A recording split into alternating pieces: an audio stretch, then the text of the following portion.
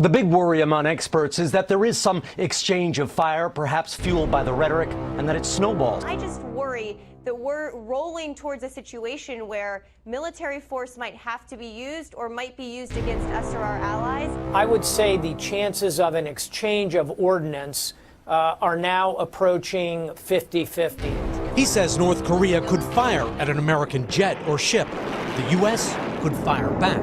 We are at such a high level of potential escalation to full-blown war. Two nuclear powers who both seem increasingly credible in their threats to use catastrophically powerful weapons against each other. North Korea's foreign minister said today the words President Trump has been using amount to a declaration of war, and the North has the right to retaliate by shooting down U.S. bombers.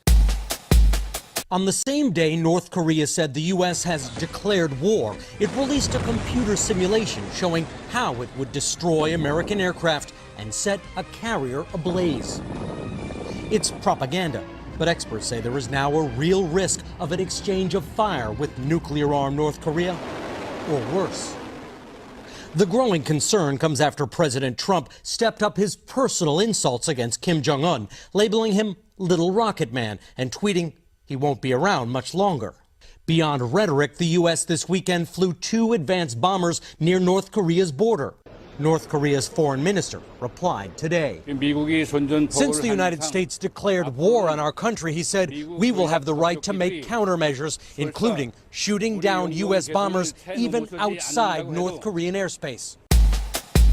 The Pentagon said the night flight by the B-1s and F-15s was a response to recent North Korean missile tests, as well as a powerful underground nuclear explosion, and was intended as a signal of the many military options the U.S. has against North Korea. One military officer said future bomber flights might come closer to the North Korean coast. What do you make of these latest battles back and forth, and now the North Koreans say we've all declared an act of war, both in our language and in our reconnaissance operations in areas that we have not been in decades? What do you think? Well, what Hawaii is trying to do is walk a delicate line between being in denial and not being an alarmist. And we feel that ignorance is fear. So what we're trying to do is educate the population. We had a briefing last week. We're going to go out into a speakers bureau getting basically a message of 3 things. If there's any explosion, any missile, it's get inside, stay tuned. And Neil, what people have to know, we only have a short window here in Hawaii. We're about 20 minutes away from a missile, but only about 12 to 15 minutes before we actually get warned about it. So we don't have shelters. We don't have the opportunity to do that. We are just now being prepared. Being aware is being prepared, and that's all we're doing. We're not overreacting, but look, you guys in the mainland got to realize this. The July 4 missile showed that he can go to Alaska, the West Coast, possibly even into the Midland. So what Hawaii is doing, I think, is what basically the mainland has to be doing, not being in denial, thinking, well, we're so far away. Technologically, yeah, maybe Hawaii is in closer proximity, but inevitably, if this guy does what he says he's going to do, I think we all need to be prepared and be aware. What are your thoughts of the way we have been reacting to the North Korean leader, Kim Jong-un? Now, they take great offense to the way the president referred to him as Rocket Man, that the president would be very aggressive and destroy North Korea, that this type of language has made things more agitated. Never mind the provocative behavior the North Koreans have shown. But what do you make of this? How do you dial this down, or can you at this point?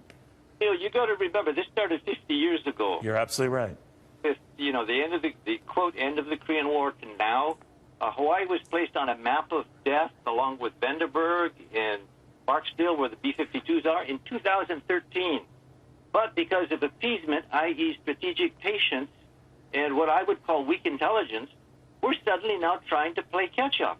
On July 4, when they sent the missile over, it was saying that the Defense Intelligence Agency said, hey, well, we probably underestimated their technology by 5 years.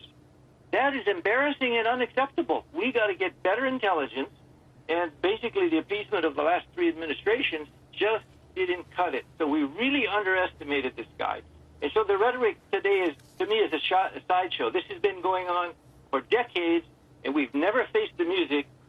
Now we have no choice but to do what we're doing. You believe that Kim Jong-un is finally starting to feel isolated. Why do you say that?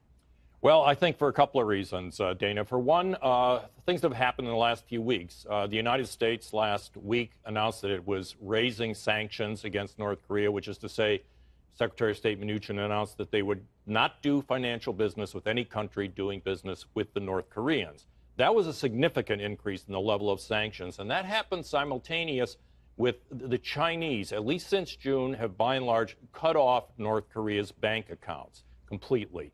And that means that, for instance, trade across the Chinese border with South Korea has fallen by about 75%. Fuel prices in North Korea are rising.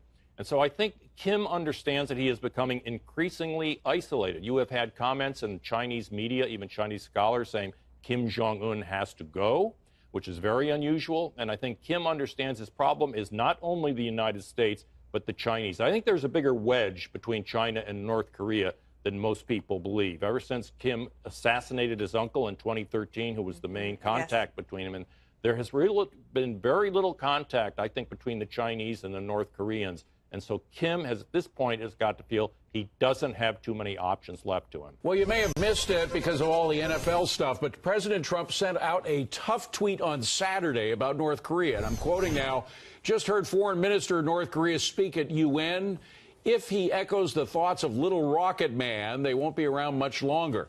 Now, that prompted this response from North Korea's foreign minister, quote, since the United States declared war on our country, we will have every right to make countermeasures, including the right to shoot down U.S. strategic bombers, even when they are not inside the airspace border of our country. Here now is Claudia Rosette, Independent Women's Forum Foreign Policy Fellow and Forbes.com Foreign Affairs columnist and a sometimes visitor to North Korea. Claudia, should Americans actually be prepared for war with this country? Unfortunately, David, yes. That's actually where it's heading. And we should not forget that in 1950, when the Korean War broke out, but from the North invading the South, a surprise invasion, we were surprised.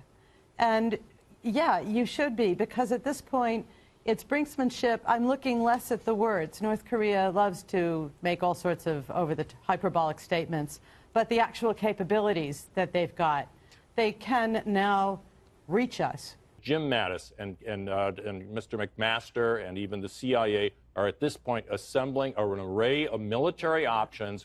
Under international law, a country's airspace extends 12 miles out to sea. But years ago, North Korea declared a military zone extending 70 miles off their east coast.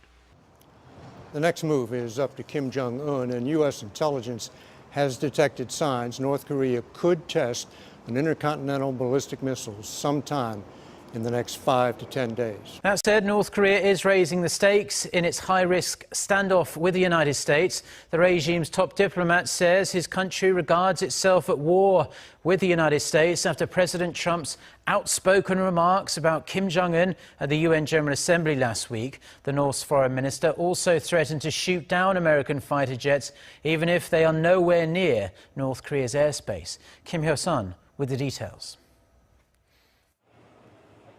North Korea's Foreign Minister Lee Yong-ho says President Trump has declared war against his country, warning that Pyongyang has the right to defend itself, including shooting down American bombers if necessary. Since the U.S. has clearly declared war on our country, we have every right to take countermeasures.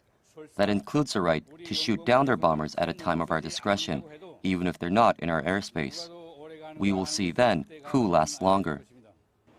Lee made the comments on Monday in front of his hotel in New York, where he attended the UN General Assembly last week. The remarks come after Washington's flying of 2 B-1B bombers in international airspace off North Korea's eastern coast on Saturday. Referring to Trump's tweet, in which he said North Korean leader Kim Jong-un and his regime won't be around much longer, Lee condemned the U.S. president for declaring war. Trump ultimately declared war on us last weekend by claiming again that our leadership won't be around much longer. Given that this comes from an incumbent American president, this is clearly a declaration of war.